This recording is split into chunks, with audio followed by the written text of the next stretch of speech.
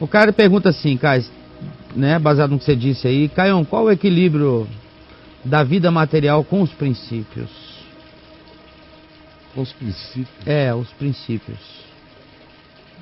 Ele podia ser mais explícito, né? A frase dele é só essa. Ele escreveu exatamente na hora que eu princípio para ele deve significar alguma coisa que para mim não significa. Eu não sei quais os princípios que ele tem. Se ele pudesse dar um exemplo de um princípio, porque eu sei qual a relação do crescimento material e o Evangelho. Se ele fizesse essa simples pergunta, aí me dizia tudo, porque o Evangelho eu sei o que o Evangelho diz. Agora os princípios eu não sei, cada um tem os seus, né? E para mim não é óbvio quando ele diz princípios que sejam os meus. Quando ele escreveu o princípio, ele não quis dizer Evangelho, você acha? Bom, eu estou dizendo que teria que ser. Do contrário, cai num nível de subjetividade impossível de responder. Ele teria que escrever um tratado sobre os princípios dele, para eu poder ter uma referência. Do contrário, eu não sei. É melhor ele dizer Evangelho. Por Evangelho de Jesus, Evangelho da graça. Qual é a relação? Eu sei o seguinte: dificilmente os ricos entrarão no reino dos céus, foi o que Jesus falou. Mas, ele disse, os impossíveis dos homens são possíveis para Deus. Portanto, tanto faz quem tem como quem não tem. A salvação de quem tem é uma graça tão grande quanto a salvação de quem não tem. Porque todos nós estamos cheios de bosta. Quem tem e quem não tem. E precisamos da mesma misericórdia. Começa daí. Segundo lugar, Paulo diz a Timóteo, avisa, adverte aqueles que querem ficar ricos neste mundo, que isto é perigoso. Os que tentam e buscam ficar ricos caem em cilada. Aqui, 1 Timóteo, capítulo 5. Vá lá e leia. É princípio explicitado. Eu não tenho que criar nada, está dito. Quando a coisa é evangelho, já está tudo dito. Ninguém tem que inventar e nem filosofar a respeito de coisa alguma. Os que buscam e querem ficar ricos caem em ciladas, porque o amor ao dinheiro é a raiz de todos os males. Então o cara que se apaixona pela ideia de enriquecer e mede o sucesso da vida por dinheiro e por poder, já está corrompido de saída. Já é um ser sem evangelho. Porque no evangelho você pode ficar rico, você pode ter dinheiro, mas isso nunca será o amor da sua vida, nem a busca da sua vida, nem o objetivo da sua vida, nem a prioridade da sua vida. Isso tem que ser consequência, tem que ser resultado, não é um fim. E também não tem a ver com os meus princípios. Ele acontece como decorrência, quer dizer, não tem a ver com, não é um princípio meu ficar rico, isso que eu quero dizer. Sim. Ele acontece como decorrência do meu modo de trabalhar, de economizar, da minha honestidade, da minha inteligência aplicada ao trabalho, da minha diligência, da limpeza com a qual eu faço as coisas, da minha perseverança, da minha continuidade. Aí eu posso ir me tornando genuinamente uma pessoa próspera material e financeiramente. Porque dificilmente a boa inteligência, associada a um trabalho que se faz com prazer e ao qual a gente se aplica com diligência e o exercita com honestidade, não dará bons frutos. Dificilmente não deixará de fazer o cara prosperar. Dificilmente ele não terá no mínimo o suficiente para se sentir confortável. E frequentemente ele terá até mais do que precisava. E é quando ele alcança mais do que precisava que Paulo prossegue dizendo: ensina aos que têm. 1 a Timóteo, capítulo 5. Ensina aos que têm, aos que possuem, capítulo 6. Tem que ler 5 e 6 todos. A serem generosos, ricos de boas obras, no sentido de socorro ao pobre, ao necessitado, ao carente, ao que tem menos. Quando eu ganho para ter mais do que eu preciso, mais do que nunca chegou a hora de eu ser infinitamente mais generoso. Porque eu já tenho que ser generoso enquanto eu não alcancei tudo que eu preciso. Eu tenho que ser generoso sempre. Ora, quando eu alcanço mais do que eu preciso, eu tenho que ser generoso mesmo. E muito, e bastante. Esse é o princípio simples do Evangelho. José de Arimateia tinha uma tumba nova que era só dele, só ricos a possuíam. Jesus usou a tumba do homem, não disse: não me ponham nesta tumba depois de morto. Ao contrário, estava profetizado no profeta Isaías, capítulo 53, que com o rico ele estaria na sua morte, tanto quanto esteve com o malfeitor. E ele não fez nenhuma prevenção dizendo: essa parte aqui não cumpram não. Porque não era assim, mulheres ricas o serviam, Lucas 8, e que o acompanhavam desde a Galiléia, serviam-no com os seus bens. Ele lidava e estava com os pobres todos os dias, preferencialmente, mas não fugia de banquete nem de jantar na casa de nenhum rico. Não há um pingo de preconceito em Jesus.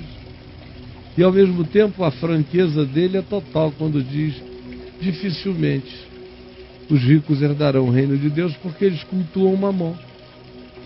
E quem coloca o coração apaixonadamente no dinheiro só tem coração para um Deus em si. E o dinheiro é um Deus monoteísta. Quem o ama, ama só ele. Tudo fica tão depois e tudo fica por conta dele. A prova disso é que, em geral, essas pessoas, quando o dinheiro acaba, o casamento acaba. Quando o dinheiro acaba, a paternidade acaba. Alguns suicidam. Os filhos acabam, outros acabam com a vida. Porque era um Deus monoteísta no coração. Então, o dinheiro tem que estar a meu serviço. Quem não gosta de ter meios, só um louco não gosta de ter meios para poder ajudar-se e ajudar a outros. Agora, quando eu gosto de ter meios, porque os meios se transformaram não em meios, mas na finalidade da minha vida, é obter meios, eu me corrompi. E se eu não me converter dessa consciência perversificada, o reino de Deus não entra em mim, e eu não entro no reino de Deus. Não dá para ser do reino de Deus sendo assim. Isso não tem nada a ver com riqueza, tem a ver com avareza, com falta de generosidade e com o culto ao dinheiro. Essa é a grande miséria em relação à qual Jesus diz: quem for assim não entra no reino, porque o reino não entrou nele. Como alguém entrará no reino de Deus se antes o reino de Deus não entrar em tal pessoa? Só entra no reino de Deus aquele em quem o reino de Deus entrou. E tem que entrar hoje. Quando o reino de Deus entra em mim, dinheiro deixa de ser rei em mim, deixa de ser rainha em mim, deixa de ser bispo em mim, vira peão. Na minha escala de significados, a vida humana passa a ter todo valor, a natureza passa a ter mais valor, tempo, momentos, segundos, relacionamentos passam a ter mais valor, tudo ganha mais valor. Bem-aventurado aquele que consegue ganhar dinheiro sem cultuá-lo. Bem-aventurado é aquele que consegue ficar rico para enriquecer a muitos e para beneficiar ao máximo possível de pessoas. Bendito seja esse. Esse é senhor do dinheiro, e o dinheiro não é senhor desse.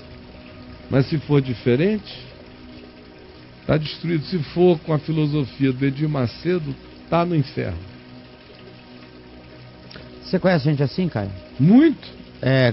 que o dinheiro não é rei dele? E ele tem grana? Conheço alguns poucos, mas eu conheço. O cara tem grana e é um cara bacana, assim. Tenho amigos queridos que puseram dinheiro num lugar secundário. Ganharam, sabem ganhar. Às vezes o cara, sem buscar, descobre um nicho. Assim, ó. Sem buscar, não era a avidez da vida dele. Ele estava até sonhando com bem menos. Aconteceu um negócio. Ele só queria ter o suficiente para se manter, ter mulher, filhos, todo mundo tranquilo, cumprindo aquilo que Paulo diz, tendo com o que comer e beber, tá tudo bem, e vestir, vivamos contentemente e alegremente. Esse é o ideal médio da felicidade humana, é o que Paulo estabelece. Eles só queriam isso.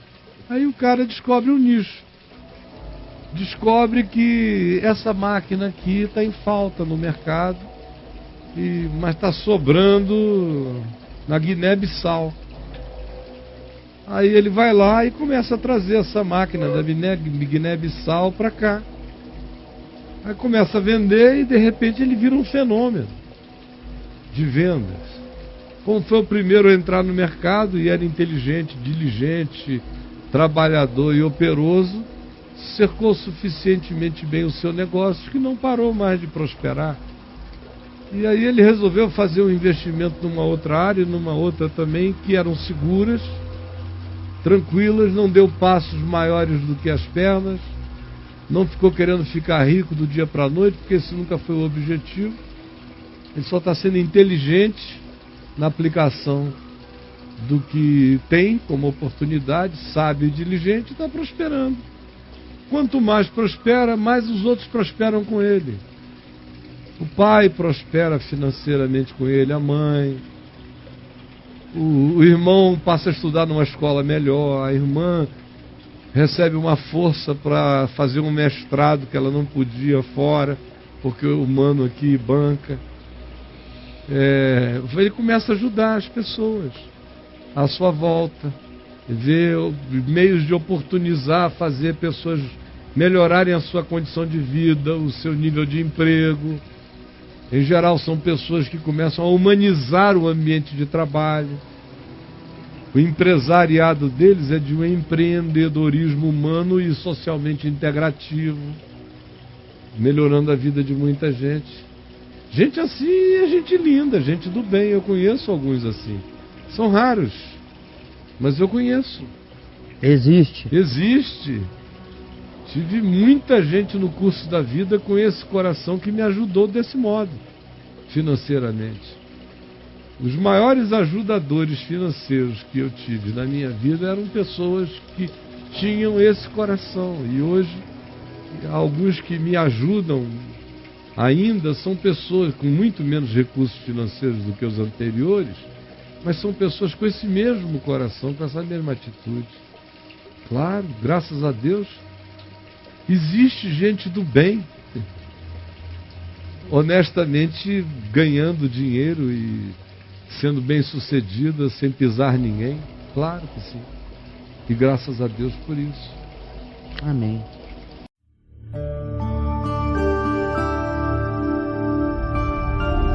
VNV TV, o canal é você.